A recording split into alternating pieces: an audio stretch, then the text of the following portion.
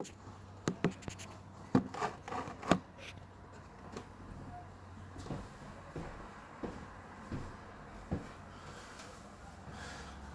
hello everyone. This is Leif Spork again. This is part 2 of the ongoing series of historical talks about Odda, Norway.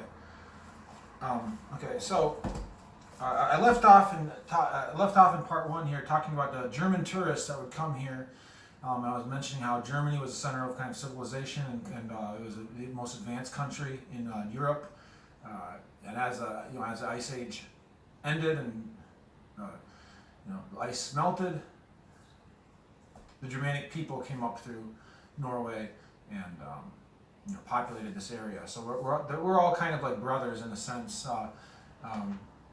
even though we're different cultures. German, Norwegians, Dutch, Belgium,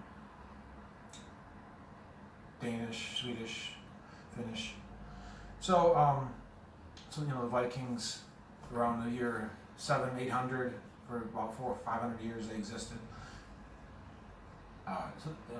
German tourists started coming here. These small little communities that were once Vikings.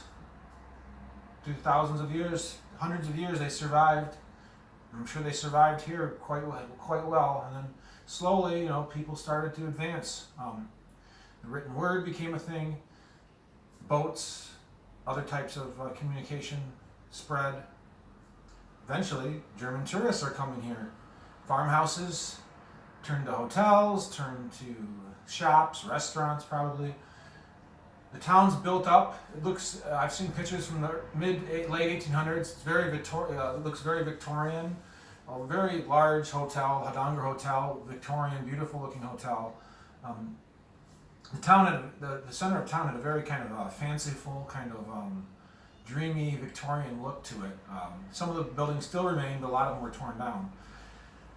So the German tourists really kind of perpetuated this area here. This is one of the most beautiful places you could go and visit. Remember, this is back before the internet. This is when word of mouth kind of spreads what you should go see and look at. I remember when I was growing up, if you wanted to see pictures of Norway, you would find some book and you would flip through it and you'd see a couple pictures of little cottages up in the mountains and sheep and a family bathing naked in some mountain lake, like that was normal. Now we have social media and we have all kinds of things that we can see, anything we want to, and that wasn't like that before. So if you can imagine what it was like to get excited about something like going to see the fjords or the midnight sun, it was a story that was told, and that story brought people here, and then they could tell the story that this real place really exists.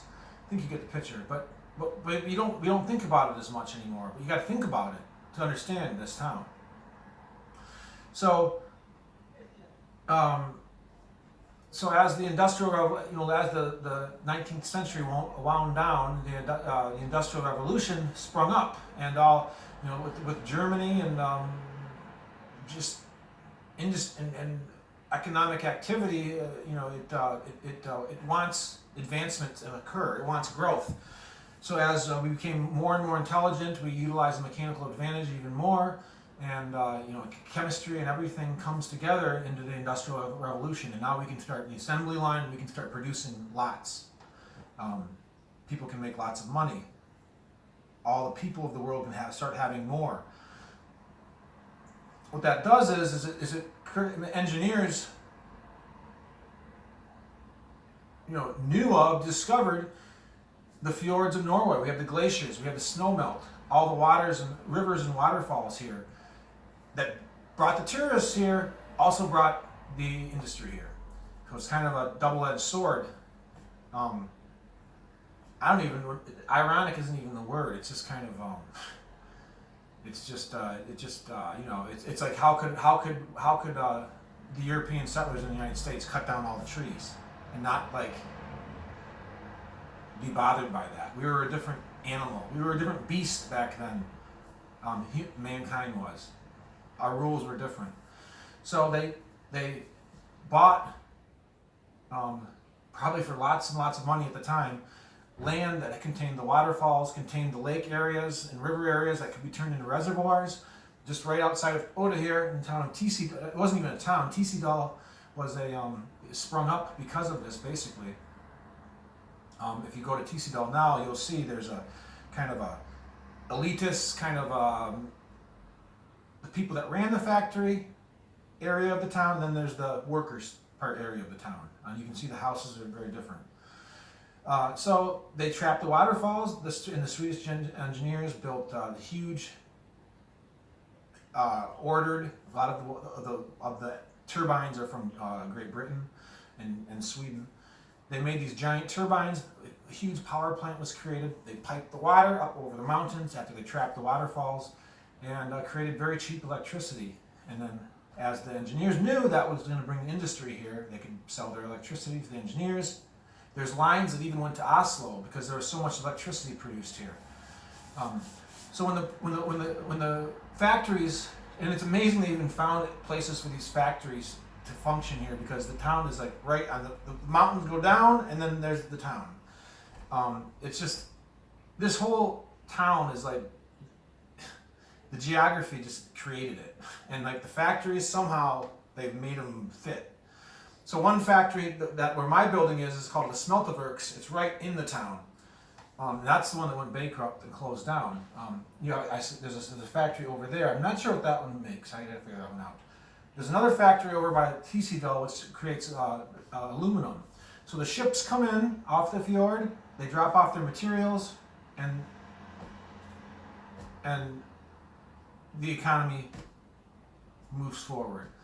Ships go back out, get more material, come back, they produce it here, ships pick up the aluminum, take it out.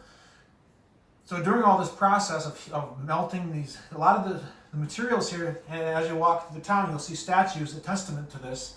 The statues are for recognizing the workers that are taking the raw materials from the earth, the mining. This is kind of a mining, it's not a mining town here, but they're part of the whole mining process.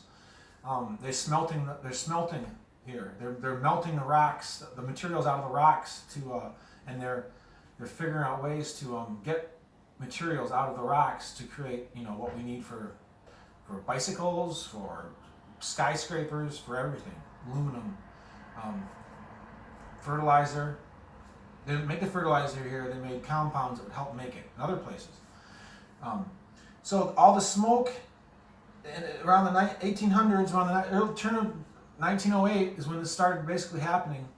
Probably, you can just imagine, I don't know all the facts yet, but probably 10 to 20 years to get these factories really going.